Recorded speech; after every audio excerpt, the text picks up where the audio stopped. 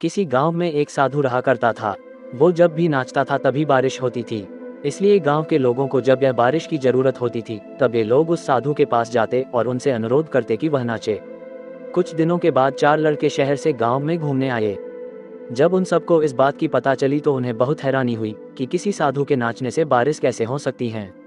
उन्हें यकीन नहीं हुआ। शहरी पढ़ाई लिखाई के घमंड में उन्होंने गांव वालों को चुनौती दे दी कि हम भी नाचेंगे तो बारिश होगी, और अगर हमारे नाचने से बारिश नहीं हुई तो साधु के नाचने से भी बारिश नहीं होगी।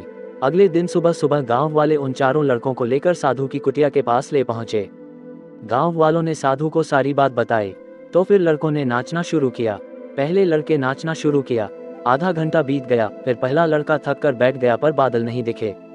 कुछ देर बाद दूसरे लड़कों ने नाचना शुरू किया और 1 घंटे बीतते बीतते वह भी थक कर बैठ गया। अब बाकी दोनों लड़कों ने भी ऐसा ही किया पर बारिश नहीं हुई। अब साधु की बारी थी, उसने नाचना शुरू किया। 1 घंटा बीत गया पर बारिश नहीं हुई। साधु फिर भी नहीं रुका, वह नाचता ही रहा। नाचते नाचते 2 घंटे बीत गए पर बारिश नहीं हुई। 4 घंटे बीत गए पर बारिश नहीं हुई।